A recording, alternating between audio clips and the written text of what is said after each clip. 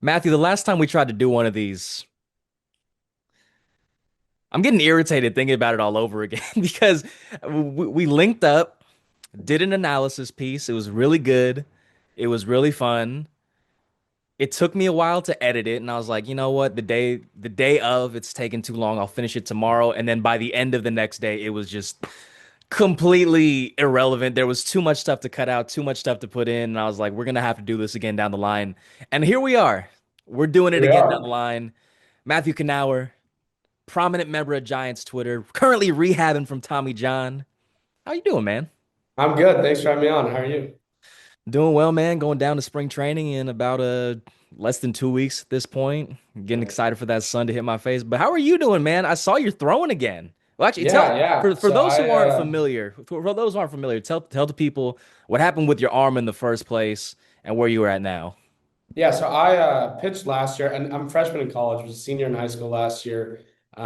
Pitched for my high school team, pitched for the summer, and ended up getting Tommy John surgery. I wasn't wearing a jacket. I could show the big scar on my right elbow. So I got that in September and have since been rehabbing. I started throwing at the start of the month, January. So now I'm like 3 or 4 weeks in, and all is going really well. Excited to hopefully get back this summer. I'll be interning for the Walnut Creek Crawdads, and I'm hoping to potentially get a few innings there if the elbow heals all well. But yeah, excited to be playing baseball again. Are we gonna be getting the press releases from the Giants on you or UCLA? You get Yeah, that pulled yeah, you're gonna communicate with UCLA's SID, get some press releases on you about your injury updates.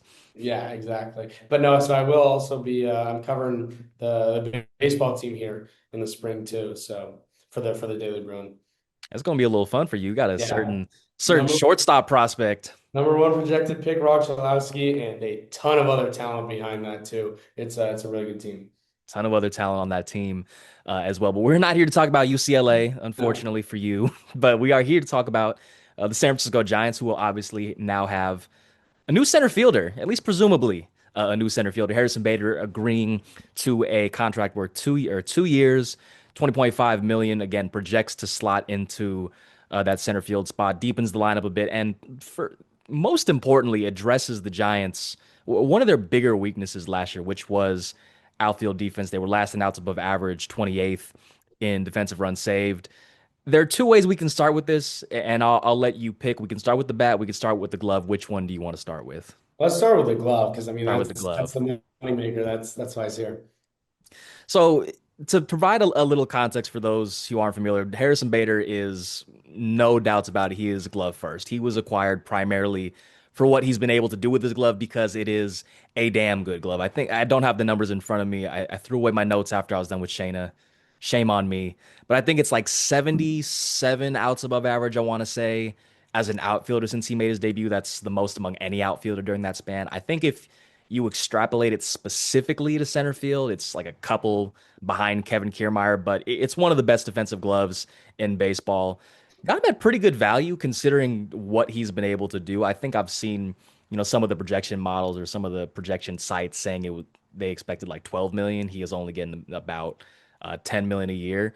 But as I've mentioned multiple times at this point, probably going to slide over to center field, which means Jung Hoo's going to move over to right, Elliot Ramos staying in left field. Just how do you see Bader impacting this team as far as what he's been able to do defensively over the course of his career?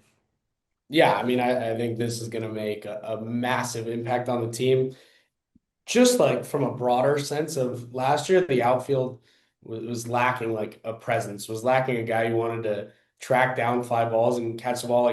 Ramos and Jung Lee looked uncomfortable out there, and now you're putting one of the greatest defensive center fielders of all time, into the outfield who is going to have no problem calling balls off and having some presence and authority in the outfield. But also you look at it from a metric standpoint, and I think it was 7 outs above average last year, 9 the year before.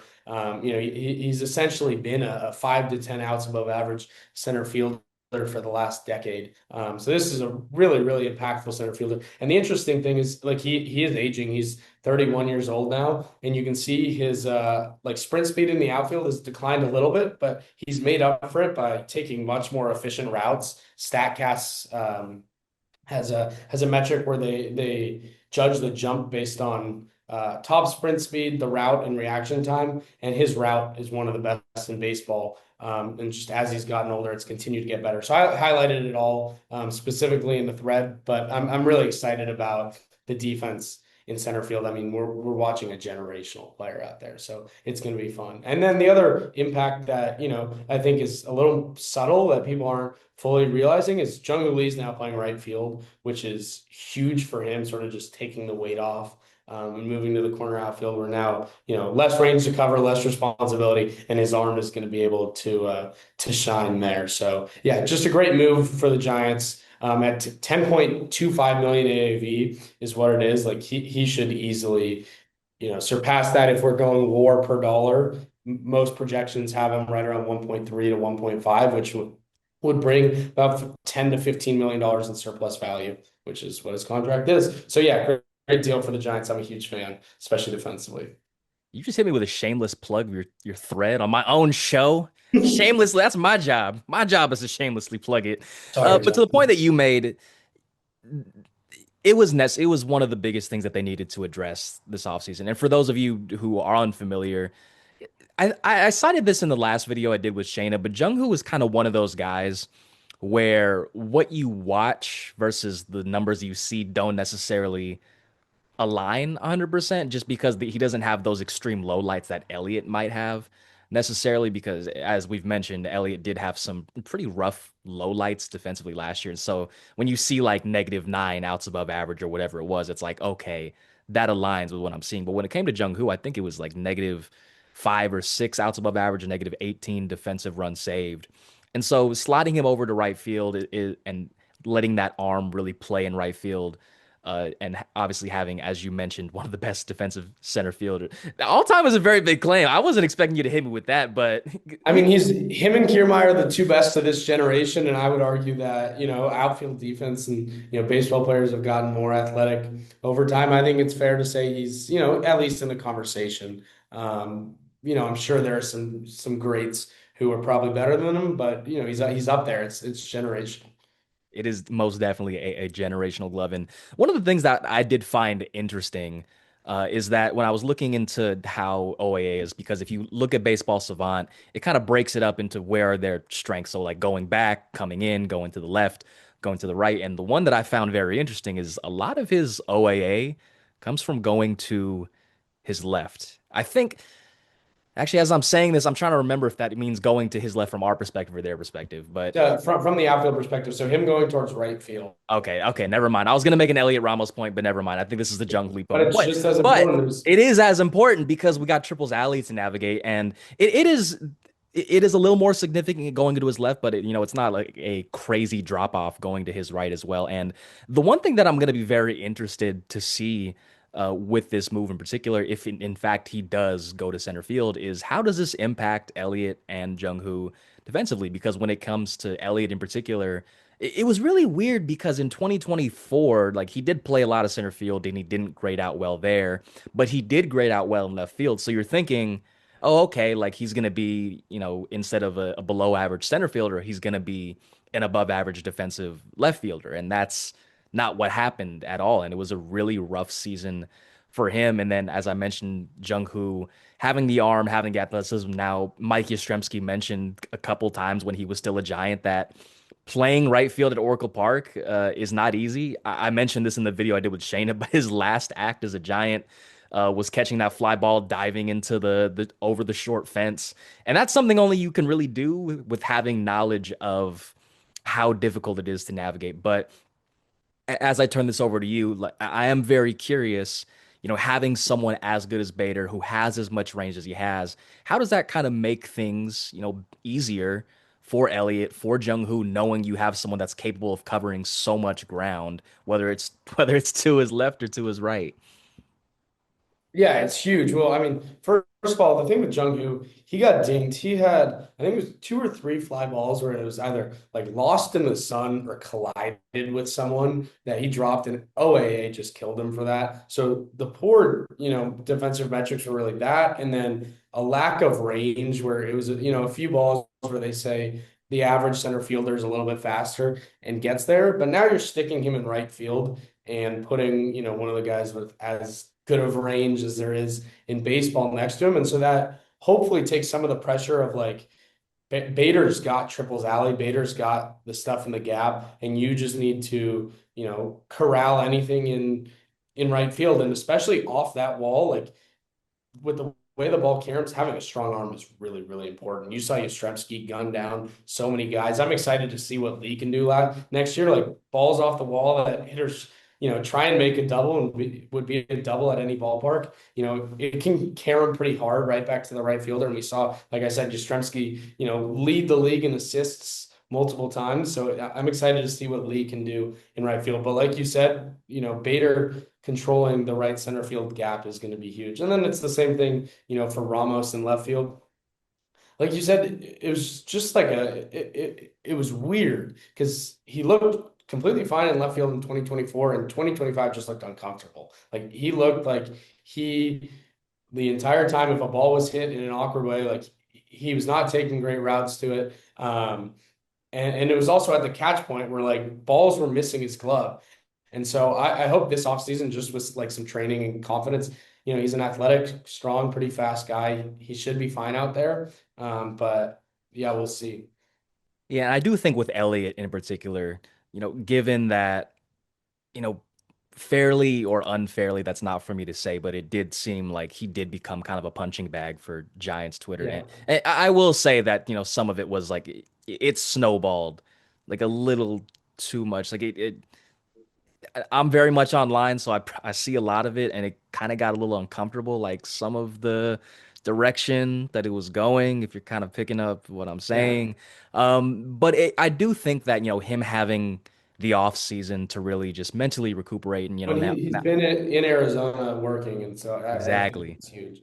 Yeah, so he's going to be at the Fan Fest in Sacramento on Saturday. So I think him, having this offseason to clear his head, having the confidence of a guy like Bader next to him, I wouldn't be surprised if we're seeing something that's closer to a net neutral as far Yeah. as defensive impact. And then going to Jung Hoo or back to Jung Hoo, if you're trying to construct kind of a blueprint for him to have, a 3 WAR season, one where he looks a little more in line with, the value of the 6 year $113 million contract. Again, if he's somewhere closer to, a net neutral defender in right field as opposed to a below average, I know that the weights when it comes to WAR and things like that, like it does help to play center field. Like if you just swapped Yeah. all of his offense for and all of what he did in right field versus center field, completely different number we're looking at. But I think if But bad center field defense is still, punished.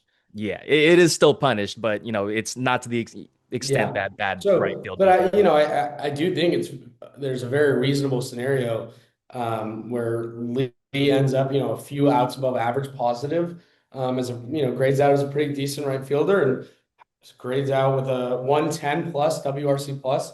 He was a really solid hitter last year. 106 WRC plus. The strikeout rate was really low, and at times there was the impact. I think the Giants are hoping he can continue.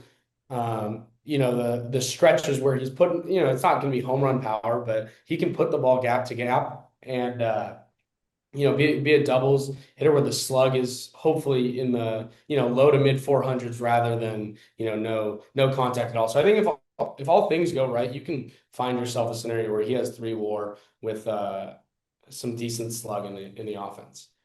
I think the way that Buster Posey said it at the GM meetings was that there's some meat on the bone left Yeah. with some of these guys. And, again, if you're trying to construct this scenario of Lee, like if there's a little more pop in the bat, if he maybe becomes a little more aggressive on the base paths, it does feel like that's another avenue Yeah. where there's some value kind of left on the table there. It's not inconceivable. And I think the way that Jung Hoo season went, it was a hot start, it was a hot finish, and it was like a very Yeah. really rough gap in the middle there. And the one thing that I'm really interested in too is, his work with new hitting coach Hunter Mency. And I can't remember. I think it was Mency's like Instagram where like he had like kind of what you do, like he had a thread about Jung-Hoo. And I think this was Yeah. before. Yeah. I pointed, I was on to Yeah. point it And out. so he's definitely familiar, very familiar with Jung-Hoo. I'm sure that they're already working together in some capacity. But to kind of wrap up this, the defensive, any final thoughts before we move into the offensive element of these things. Yeah, you sort of took the words right out of my mouth. I mean, Lee had just the long stretch through the summer where he was the thing that like stood out in my brain was just like so many rollovers to the right side where it felt like he could not put the ball in the air and he was just not hitting the ball hard at all.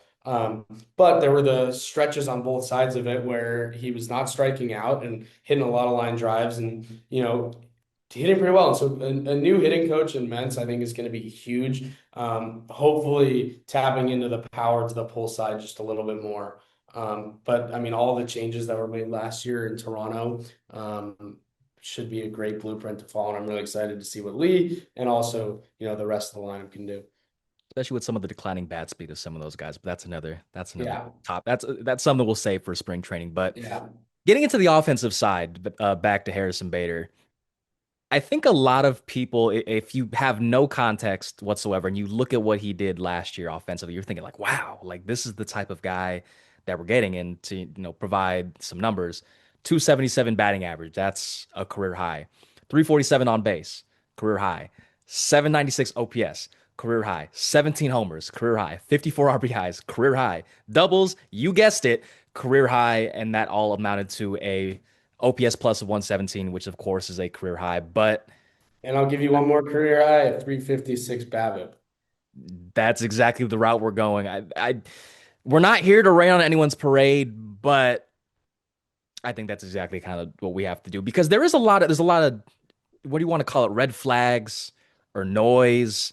There's a Yeah, lot so there I where you're think kind of, I think there's two sides to it, and I'll present the first side, which is if you look at all the expected data, it says that Bader was one of the luckiest hitters in baseball last year, and part of that is he pulls fly balls in the air, which is the easiest way to overproduce your expected stats. Because if you hit a fly ball to the shortest part of the yard, you can get it out at 95 miles an hour. You can't do that to center field. So Bader pulls fly balls in the air. He had a career high 17 home runs. That's not a fluke. Like he has decent power, and it came with improved bat speed, which is also not a fluke. Went up from 71, I think 71.5 to 73.2, which is a major, major increase and unprecedented. Like that never happens yeah, for it's usually the other way around they're where they're as in their the 30s. older you Yeah, get, exactly. And the thing that makes it even more intriguing is that it was from a swing change. Like the swing narrowed from his feet narrowed from 30 to 19 inches and from 18 degrees to 12 degrees. So he has like something that attributed the swing change to increase the bat speed, but unfortunately, as it often does, when bat speed increases, swing and miss also increases. And so Bader had always been a pretty decent contact hitter with a zone contact rate above 85 or so percent every year in his career. Last year, it dropped all the way down to 79%. And you also pair that with not great plate discipline. He had a 32% chase rate last year, and he just doesn't control the strike zone very well. The strikeout rate jumped up to 27% last year, which was a career high. So the profile is essentially a guy who swings a hot bat and can pull fly balls in the air. Like that's a recipe for home runs. But if you're not making contact and you're not making great swing decisions, then the rest of the at bats might not be too pretty. This year, he got a little bit lucky. But I'm also going to bring up the other argument. Giants have a new hitting coach in Hunter Mentz, and this is an athletic guy who swings a hot bat and is performed in the big leagues throughout his career. Like I wouldn't be surprised at all if they make some adjustments to the swing and increase the contact a little bit in bat to ball. So, it's an interesting profile. Even if the Giants get a 680 OPS and 90 WRC plus, I would be ecstatic because the defense is that good. But, you hope you can get a little bit out of the offensive profile too. it does feel like a very classic recipe for a regression. Like again, when you kind of look at some of the expected numbers, you looked at the 350 BABIP. I don't know what his BABIP is career wise off the top, but I can imagine he's outperforming it by a fair amount. When it comes to expected batting average versus actual batting average, it was the second highest difference in all of baseball among qualified hitters. When it comes to expected slugging percentage versus actual slugging percentage, it was exactly the same thing. It was the sixth highest difference between what he actually did and what he was expected to do. And you're also going to Oracle Park, which, you know, has suppressed a lot of offensive hitters, and Bader wouldn't be the first, and he most definitely would not be the last. But I'm forgetting who it was on Twitter. I remember quote tweeting it, but I highlighted the mechanical adjustments that he made between 2024, 2025. I don't want to pass this off as my original thought. I'll put it in the video here, but whoever I'm forgetting Yeah, who it that was was that made that. Boston, and I've known him for a long time.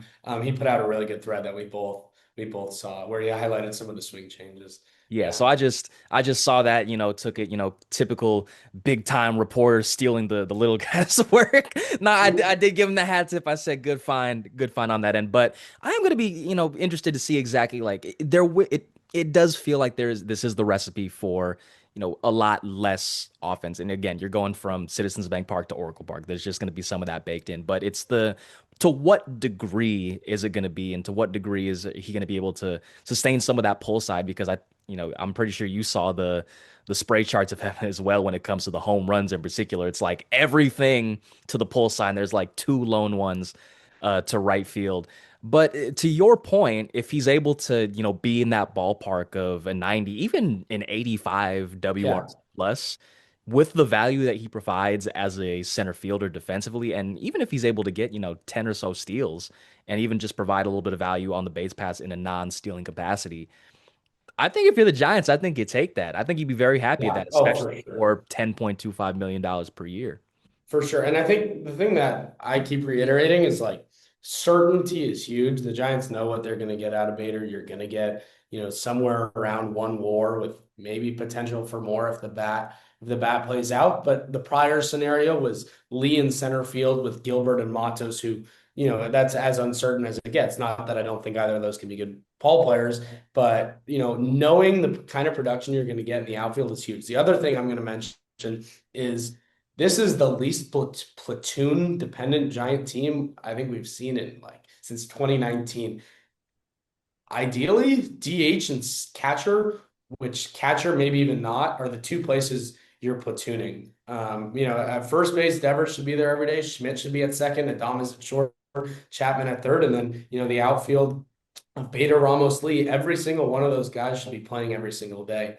And if it's Susac who makes the opening day roster, maybe he platoons against righties or against lefties for Bailey. But yeah, sorry, off that long tangent. I don't even know where that started. We're No, that's platooning. a great point because I hadn't even considered the platoon element. I think it might have been one of those things in the back of my head where it's like, oh yeah, like Lee pretty neutral generally speaking, or Ramos pretty neutral generally speaking. But yeah, it's like this isn't a team where it's like, oh, like there's a very tangible weakness when there's a lefty or a Yeah. righty on the mound. It does seem like depending on whatever the matchup, you can throw out pretty much the exact same lineup and there won't Yeah. be. So you have certainty. You know what you're going to get from it. And then there was one other point I wanted to bring back on Bader just to tie things up.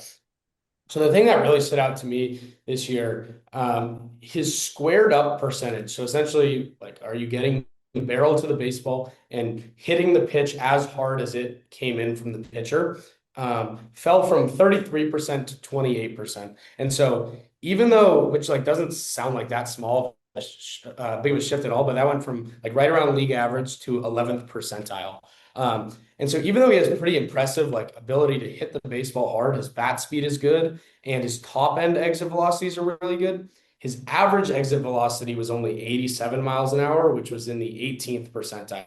So like he has the ability to hit the ball hard, but he's just not very accurate with the barrel. And so there's like all these mishits that are kind of low exit velocity. But what intrigues me is like Hunter Mentz is the thing that he is really like, interested in. And he's smart about his barrel accuracy and like just basically teaching hitters to be athletic and get the barrel to the baseball. Like that's what he praises. He praised Jung-Hoo Lee for in his, Twitter post a while ago. And so I think he might be able to instill some bat to ball skills in Harrison Bader. That's my long-winded sort of response. But, I think you have a guy who's the skill that he needs to improve most is bat to ball skills and getting the barrel to the baseball. And that's what Hunter Mentz hopefully specializes in. So that'll be exciting to see. You mentioned Luis Matos, you mentioned Drew Gilbert, the potential opening day platoon probably not happening anymore, assuming health. But Now the Giants are going to have some interesting roster decisions to make. And strictly from an options perspective, Drew Gilbert has options. Luis Matos does not. Gerard Encarnacion does not. But sometimes it's not just as simple as this guy has options, this guy doesn't. With Matos in particular, we were talking a little bit about him prior to recording, and we mentioned that the Giants have given him a lot of opportunities over the years. He is not rated out as a positive defender in the same way that Drew Gilbert has. And it seems like if we're talking about certainties, it seems that Drew Gilbert's glove is going to play regardless of whether the bat does. And with the bat, it's the contact, the bat to ball skills have been great. It's pretty much just second to Jung-Hoo Lee when you think of guys in the organization. But he hasn't been able to consistently, turn those elite bat to ball skills into tangible production. And so as I turn this over to you, it does seem like you mentioned he's only 23. If the Giants were to hypothetically DFA him, there would not be a shortage of teams that say, hey, let's take a chance on this guy with great bat to ball skills. But it is a question that the Giants are going to have to answer during spring training. And maybe this just hinges on spring training performance. But, it does feel like with this acquisition that if you're thinking about who is the most impacted by this, I think it's safe to say, I think it's fair to say that it's Luis Matos. Yeah, I mean, he's definitely the most impacted, and they're in a difficult spot right now. But like you said, I think spring training is gonna tell us everything. I think Luis Matos and Gerard Encarnacion are practically fighting for the same roster spot as the fifth outfielder who can hit lefties well. There's a chance Drew Gilbert starts in AAA, but I think they really like his glove there and his ability to be a defensive replacement late games. So I think he has the fourth outfielder slot, and teams typically like to have a fifth guy, and that's going to the outfield with Matos or Encarnacion, and probably the next two bats in the organization. But like you said, both of them don't have options. Matos being 23 seems to give him the upper hand there, but Encarnacion has also looked like a really, really impressive hitter at times. So yeah, like you said, spring training will be interesting to watch, but I'm still pretty bought in on Matos. I mean, this is a 23-year-old kid with, like you said, really impressive bat to ball skills. The zone contact rate has been at or around 90%, his entire career, even in the big leagues. And we talked about this before hopping on the show. Like the chase is what kills him. If you're chasing 35% of the time, it is really hard to be a good big league hitter because you're just swinging at junk. Like you're not getting the chance to square up real pitches. And so he needs to stay inside the strike zone. But the kind of power that he has for that level of bat to ball skills, like you don't really see that combination. And so I'd be, pretty disappointed if he was to leave the organization. I really hope he'll be able to find a roster spot. And I think there's a chance, against lefties, there's not really a DH right now, and it'll probably end up being him or Encarnacion. So like there still are some at bats available. And I suppose that gets into the Bryce Eldridge thing, but we don't have to we don't have to open that can of worms right now. Yeah. I mentioned this on KMBR yesterday. I think if you put Gerard and Nick Bosa in the Oklahoma drill, I'm not 100% sure that Nick Bosa is winning that. He's probably going to win it the majority of the time. I'm not 100% convinced he's winning it 100% of the time because Gerard is like Massive. he's a big dude. Like there's no fake in the funk when it comes to And the height and weight when he measurements. hits the ball like 118, like he has one of the most impressive swings when he really connects the baseball. Yeah. And that was an unfortunate injury from last year, but like this is a true impact hitter if he's healthy. But there's been inconsistency and health concerns, but he's a big guy. Yeah, and the wrinkle with Gerard as well, and again, this is all of these points are connected. Like what happens with Bryce is going to impact what happens with Gerard and Luis. But it is also worth mentioning that Encarnacion has played first base in particular. So there's Yeah, that. so If Drew Gilbert's kind of the fourth outfielder that's outfield specific, then Encarnacion can kind of be that prototypical corner outfielder slash DH slash first baseman in the way that Luis specifically from a positional aspect can. But So yeah, and there's a very realistic possibility where Eldridge is the one who starts in AAA and they take Encarnacion and Matos. And like you said, Encarnacion is maybe, the DH backup first base kind of role. Because I'm sure they don't want him anywhere near the outfield. I think his days as a right fielder are done. Yeah, I'll I feel like I'm pretty confident in saying I don't think we'll see, especially with this move in particular. Like yeah, before yeah, that, like there were times when maybe. I was like, would they maybe consider it? Like I don't think they did, but I was just like, would they maybe consider it? And I don't think they would. But like now it's like, no, there's really no point in turning over that stone. Matthew, appreciate us having this opportunity Yeah. to hop back on here. I am praying that this video, by the time I'm done editing it, is not irrelevant. I don't think it will be. Hopefully they do not make 4 moves tonight. Yeah, if they want to make 4 moves, do it on Friday, do it on Saturday, do it on Sunday. Don't do it tonight, Although you Lo. know what, if they want to make 4 moves, I'm not going to get angry at them. We're still waiting on the We'll non-roster take invitees. anything. We're Yeah, waiting on the non-roster invitees, so maybe that'll be the 4 move. I'm still waiting on one trade. I'm not. I don't know. I think Buster might want. At this point, probably not. But We'll see. As I said this in the last video with Shayna, it's Andrew Bagley's least favorite phrase. Time will tell. Matthew, where can we find your stuff? Twitter, Matthew Knauer. There'll be threads on the Giants coming out all the time. Have a top 30 prospects that's hopefully coming out pretty soon. That's a big project I've been working on. And then with the Daily Bruin covering UCLA baseball and women's water polo. So yeah, that's the main stuff right now. And if all things go well, maybe we see you on the mound too. Maybe. Hopefully, yeah. I'll be Hopefully. once I'm healthy, I'll be posting some progress stuff on Twitter too. Yes, sir. Matthew, appreciate it as always, and Thanks for we'll having catch you me. down the road. Thank you once again to Matthew for hopping on. Busy time for him, midterm season. And hey, maybe this next guest might be evaluating him a couple years from down the line, depending on how his collegiate career goes. We tried for Jesus Made, couldn't get him. He's too busy being the number 3 prospect in baseball. So instead, we're not settling around here. This is the main event right here. This is what y'all came to see. Jesus Cano, second repeat guest after Shayna Rubin, and I'm sure we're gonna have a lot more conversations once we get to spring training. Less than 2 weeks away. I know I'm gonna be crashing and using your kitchen a lot over these next couple weeks. Jesus, my guy, what's happening? It's a big week for you. It is a big week for me. It's been busy. Just, I mean, January, it's crazy. A lot of people think that the off season for us at Baseball America is when we relax and chill and all do all that stuff. Nah, man. Once the season ends, we go handbook. We get about 2 weeks off with the holiday break, and then we're back to producing the top 100 and everything that comes with it, man. So I'm excited. And like you said, man, last week of January, we're getting close to spring training. I'm ready to go back out there, man. Like I remember talking to you, I was like, I can't wait to just break and chill for a bit, not have to go to any games, but I'm just dying. We got a couple of the spring training minor league games going on, and I'm just like counting for the days to come up and see these next fresh crop of guys coming in, man. But I'm excited, of course, to have you down here, man. I know we're gonna have plenty of dinners back here, get used to watching this background and all that stuff. So I'm excited, man. I'm excited as well. And hey, we were talking a bit right before we started. What you got there on your shirt?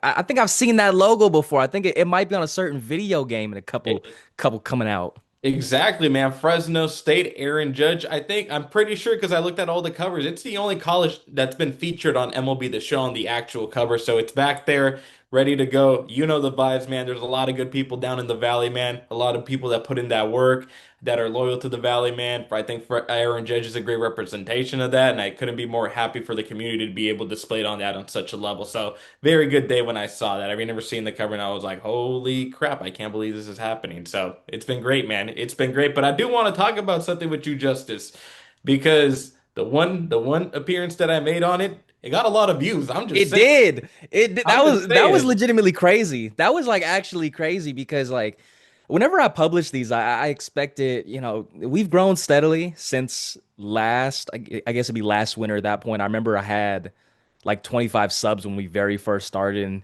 we've seen like a gradual growth. And, that's just come from, me putting out more of these, becoming a little more embedded in the fan base, which I'm extremely grateful for. But the video that we did, it was like 1.5 hundred, or that's not the way to say it. 1,500 views, which is not a lot in the grand scheme of things. But like for me, I was like, oh my God. And there was like a 50 sub boost. I got some followers on X. So that wasn't me. That was all you, big dog. That was all you.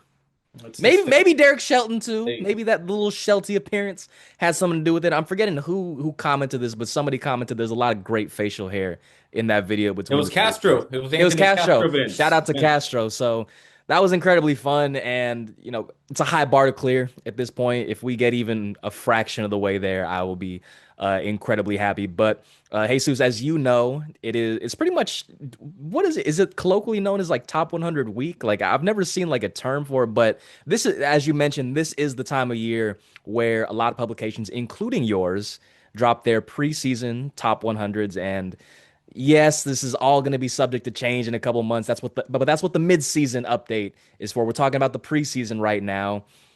Your company has it. MLB Pipeline has theirs. Keith Law has his. ESPN has this. Thomas Nestico too. I want to get into him. Shout out to Thomas. Shout out to him, But yeah. you have yours as well. But the place I think I want to start is with Baseball America's Top 100. Four Giants featured in their Top 100. Bryce Eldridge at number 18, Josuar Gonzalez at number 30, Bo Davidson at number 87, and Jhonny Level at number 98. The only publication of the kind of core four, if I may say, that have four Giants in the top 100. I'm just going to throw it over to you. Where do you want to start with these guys? I think we could talk about any of these four ad nauseum, but where do you want to start as far as just these four guys right here, as far as them being in the top 100? Or maybe even just, the strength of the Giants farm system as a whole, wherever you want to go. Yeah, it's let's start off with the overarching of the Giants farm system. Obviously, our top 30 came out, and our prospect handbook's already out there. If anybody wants to purchase it, go ahead and do it. But you'll be able to find all of our top 30s there. But when specifically looking over the Giants, and specifically when you look back at the past couple of years, the farm system hasn't been as strong. But now you took a page turn to this year, and it's really, I wouldn't say loaded up, but it's definitely seen a significant improvement to where it was. I think specifically in the lower level of the minors, right? The DSL, ACO, and your both Class A affiliates. And obviously, when those guys are going to get older, the upper levels are going to load up a little bit more too. But I think there's a lot of really big excitement to be around because I think it's a really well balanced, top 30 prospects that they have. There's a lot of pitching within the middle of it, but there's a lot of really good hitters at the top. And it's filled up with a lot of young guys, a lot of good middle infielders too, which is always a premium to have. And I think, for the Giants specifically with everything going on, I think they're in a really good position, for what they have. I mean, we go back, obviously you and I both grew up in the Bay Area and we look back at those Giants teams from the early 2010s, and a lot of that was based on homegrown talent. It was a homegrown infield, it was a homegrown pitching staff for the most part. Coupled in with a couple acquisitions that were made through the farm system, right? For able to trade to like, get a lot of those guys. And that set the standard really high for what Giants fans want, right? I mean, three World Series in 5 years, that's crazy. Some people never see their team win a World Series, and to be able to have that so early on at that point, like it's really exciting for him to do it. But with that comes a lot of high expectations, and a lot of it happens at the farm level. I know a lot of Major League fans, are instilled about what's going on in the Major League team, and that's great and all. But when you look at your AAA, your AA, and everything all the way down to the Dominican Summer League, I mean, there are hundreds of players that are representing the Giants that the Giants scouted, developed, signed, and are hoping and see one day that they're going to eventually turn into somebody who could potentially help the team at the Major League level. And the Giants are in a really good position right now. And their top prospect right now is Bryce Eldridge, like you mentioned, at number 18. Made his debut with them last year, and obviously one of the more exciting raw power players to be able to do so, and had a little bit of learning growth and stuff like that as he experienced the harshness of what it's like facing Major League Baseball. But there's still a lot of polish there. You got to remember how young he is too, to be able to do it. And I mean, standing at and I have to hit this unfortunately, just as you may cringe about it, but standing at Don't do six it. Don't do it. seven. I'm gonna kick you off. Whatever. You did it. You did it. Whatever. I gave you a warning. I gave you a You gave me warning. 10 seconds. I would have just kicked you off if I would have seen, as soon as I saw you rubbing your hands. And anyway, he is at let's just say 6'6" and 9/10. How about that? Yeah. No. Unofficial measurement. Anyhow, 6'7" Bryce Eldridge. Yes. I think I think there's so much for him to untap. I think specifically the bat's gonna what's really gonna be able to carry him, right? Because first base only guy. I know they try to experiment him in the outfield a little bit, but the first base defense isn't as polished as it should be for somebody of that caliber. And obviously there's kind of a blockage right now, both at first base, third base because of the whole situation there, especially now having Rafi Devers here, who plays a decent amount of first base too, and then obviously having Matt Chapman too as the everyday third baseman. So I think the window of opportunity for Bryce to find his way into this lineup kind of slimmed down a little bit. But there's still so much potential. I mean, you remember this is a guy that literally rocketed from low A up to triple A and had 23 home runs in his first full season, 90th percentile exit velocity of 107.7 miles per hour with power to all sides of the fields, right? And I mean, big power over hit profile. And for somebody that is just, relatively young, I mean, that's the one thing I want to hammer into is that he's so young, man. Like, there's so many of these top prospects that have been called up before and haven't had success in their first stint. And I'm not trying to knock on Bryce specifically or anything because the sample size was so small, actually. We were both together when he got called up down here at Chase Field. And now we're out here talking about kind of crazy, but he has the potential to reach that cornerstone band once he approaches and figures it out, and all that stuff. I think there's a lot of really excitement around this player. I think it's just a matter of how the Giants want to proceed with his development, right? Because he's obviously a guy who has a game-changing bat when he finds the right pitch. It's just a matter of do they want to experiment with that at the major league level, or do they want him to, touch up a little bit in AAA, which to be fair, what else can he do more in AAA than he's already done, at some point, I think regaining his confidence is going to be really important. Granted, with a full off season and now heading into spring training, the opportunity to regain that will be there, but it'll really depend on what the roster crunch will look like at that time.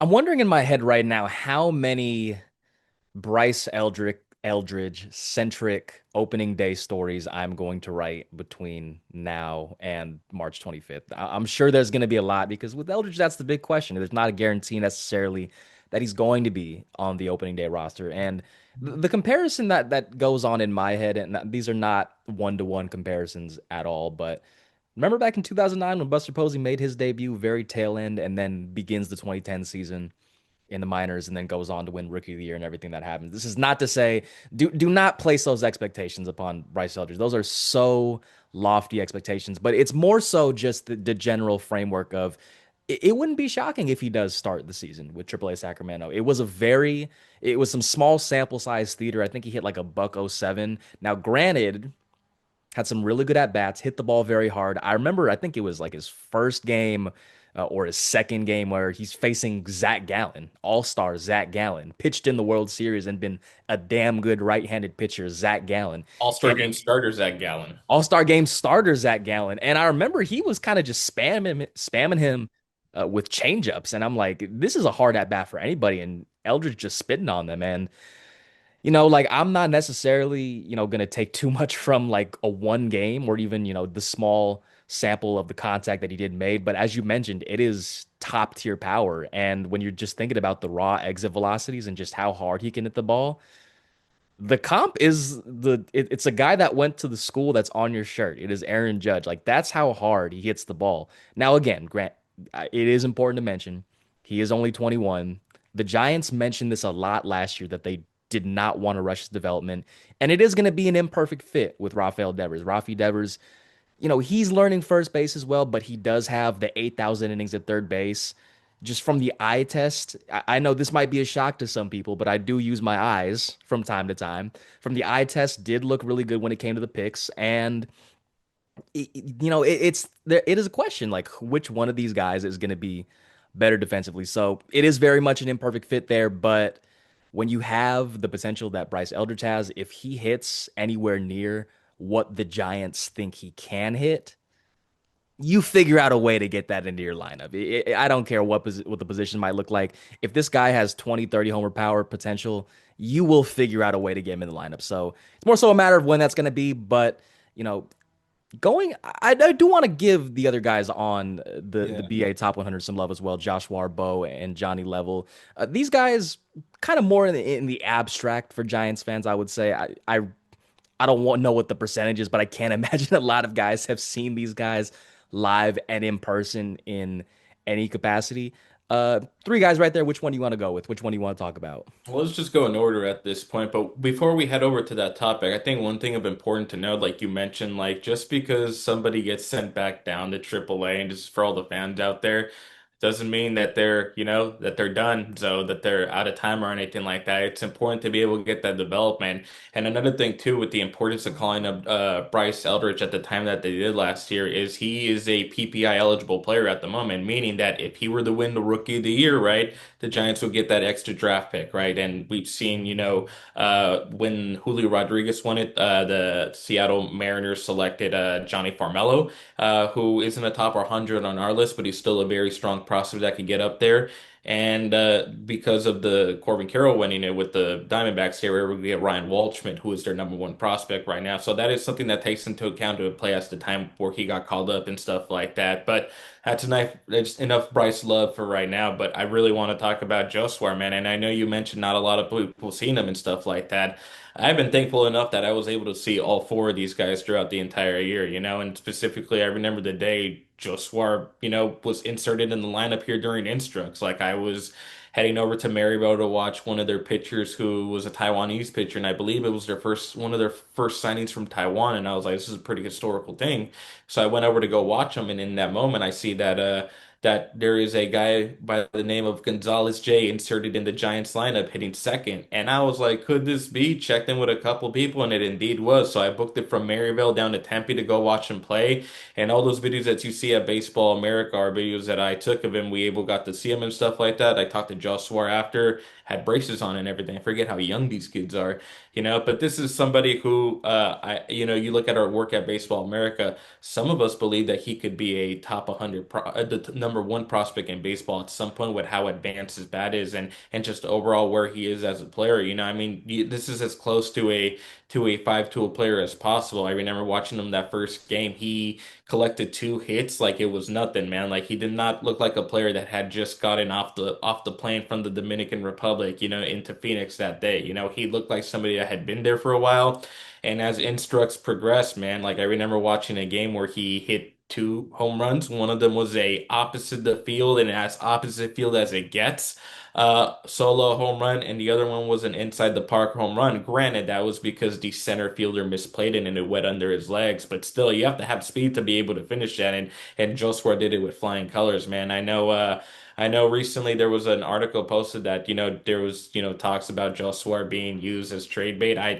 He is a prospect, in my opinion, where I think hands are off because he could develop into something really, really special. I mean, you look at what he's been able to do so far, was arguably the best player in the Dominican Summer League last year, but he's also an elite defender, a true 70 glove at shortstop. And just because people are professional baseball players doesn't mean they have good defense. And I see a lot of really, really, really bad defense on the backfields and also really bad base running. But I'm not going to get into that point.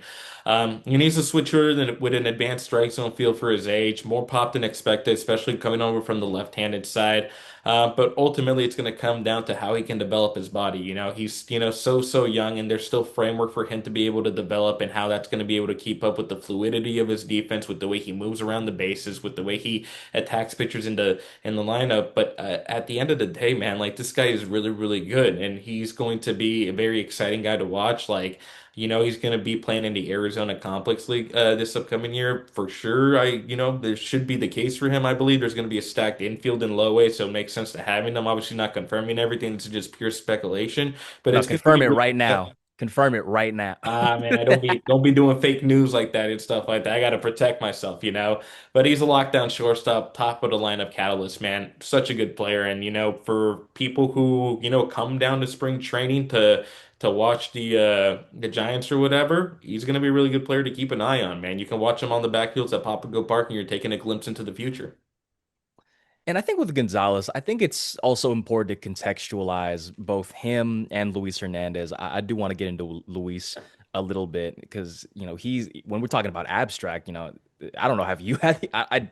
You haven't had the opportunity to see him, right? Like he's been in Venezuela, so And in Venezuela dominated against grown men, people yeah. older than us. Oh, that thing just zoomed out. That's crazy. But people older than us, you feel me? So he's yeah, I know there's been people asking, I know you asked too, like whether or not he'd go stateside immediately. I feel like that would be in his best interest, but obviously, when it comes to developing players and stuff like that, everybody has their own pace and their own, construction if they want to do. But I think if he's hitting bombs and hitting over 300 against grown men in Venezuela, I think he can easily make that transition over to stateside right away. Potentially maybe not low way or stuff like that right away, even though I think he probably has the capability to hit there. But as a guy who's coming from Venezuela or the Dominican complex that they have right now, that's a big transition. A lot of people don't understand it's a big transition. You're going from a country where you have some familiarity with to a country you have no familiarity with.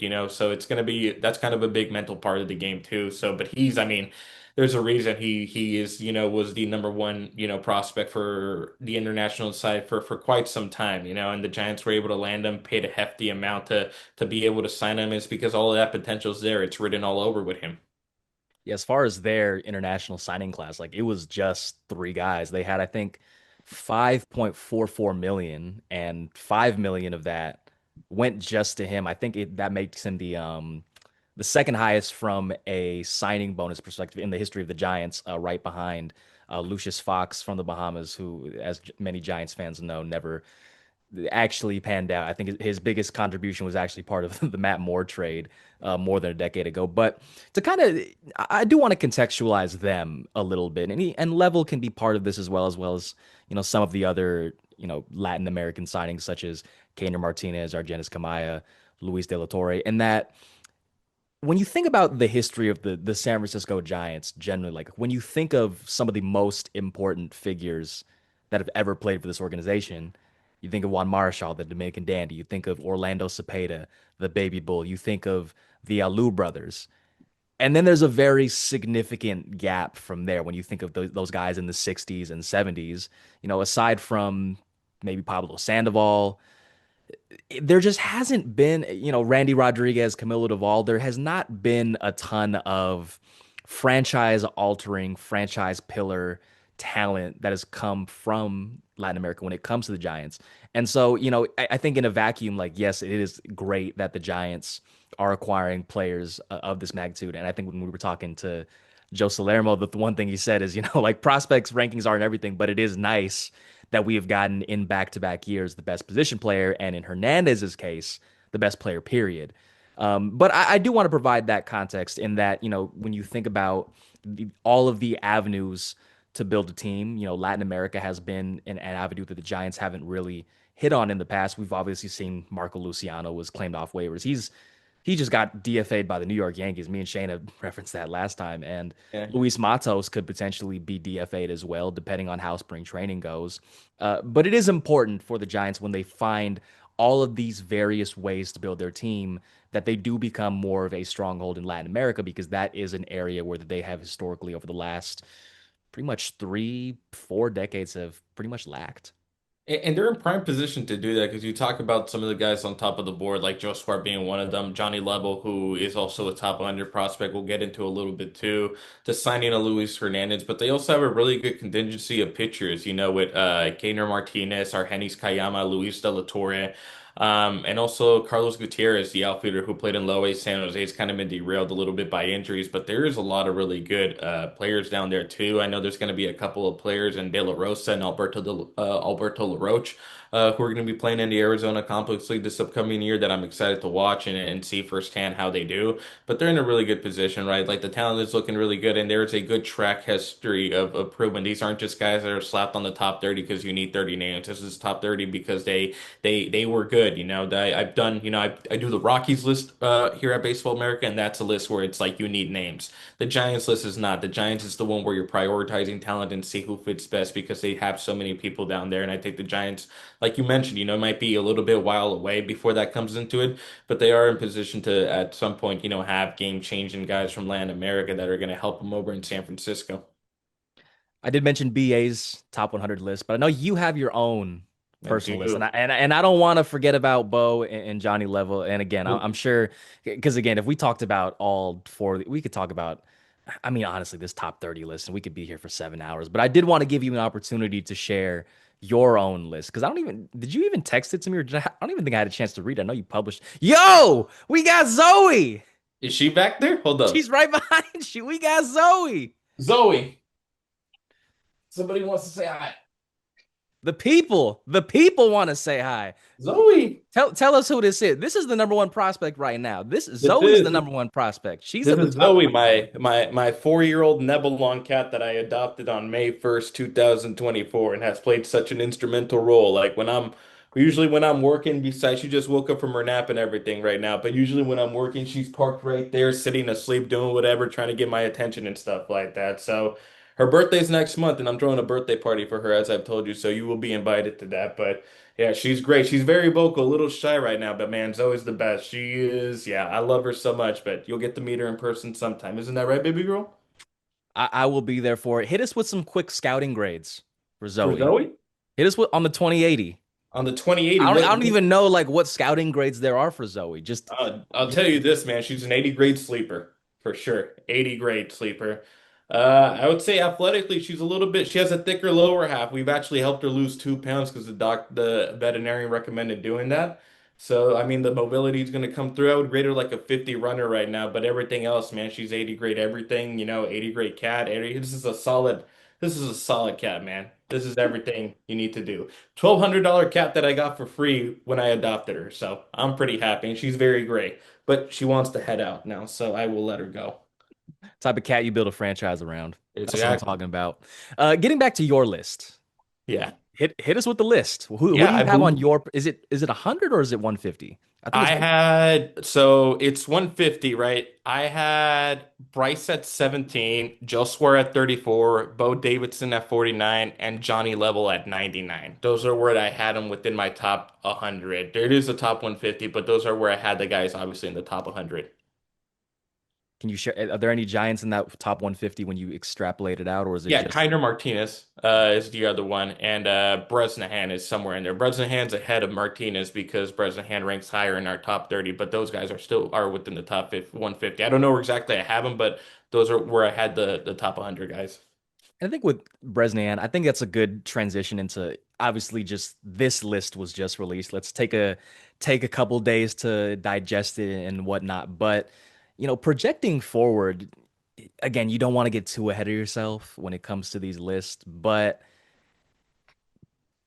trying to envision like a 2027 list, like a preseason top 100, I wouldn't be shocked if Jacob is on there. hmm I wouldn't.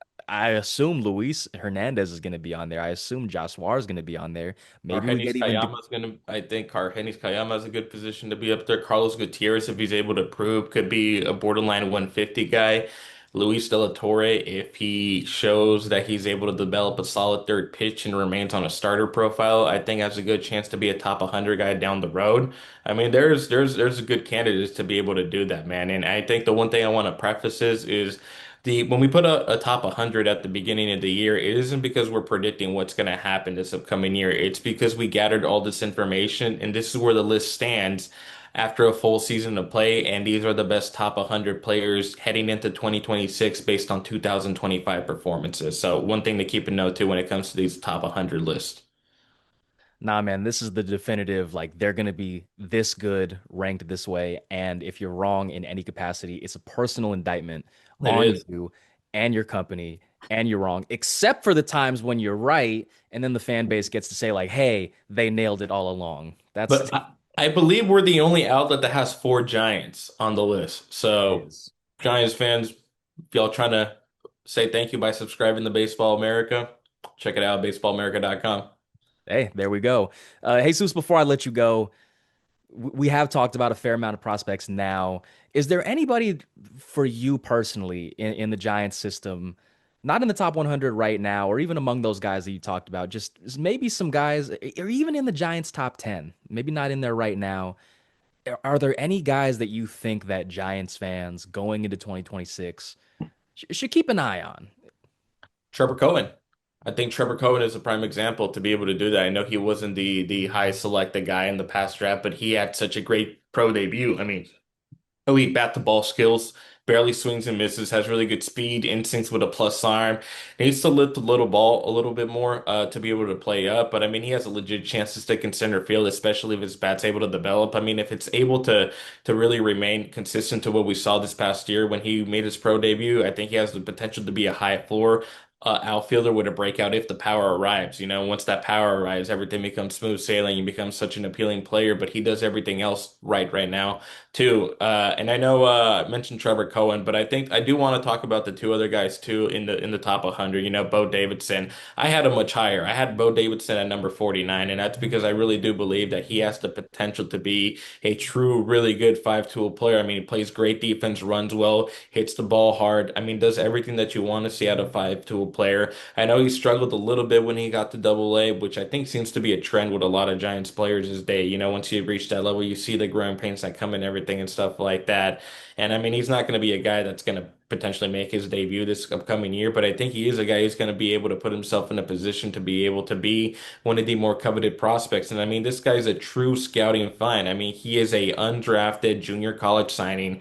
Granted, it happened after the, 20 round draft was incorporated, and I think you're going to see a lot more undrafted guys, catapult a little bit too. But I mean, this is the definition of scouting, signing, and developing. And I think he's been quite the, not necessarily a pleasant surprise in the Giants system because they've always been firm believers on him. But I think the Giants fans who, there's only, I believe, two junior college guys in our top 100, and I believe only two undrafted guys in the top 100. So that's kind of impressive to speak. So before, and I get like, again, there's a little bit of an asterisk because of the, 20 round draft, but it's kind of rare to see a undrafted guy catapult his way up to the top 100, like the way Bo Davidson has. So, and the other guy too, who, and I said this before, like I saw Jhonny Level play a lot more than I've seen my own family this past year, and that doesn't have to do with me being a terrible brother or son. It's the fact that they live in California, and Jhonny Level plays down the street from where I live, and I got to see him so much down there at Papago, and I think he was the best player in the Arizona Complex League. There was no doubt about that, man. I mean, this guy,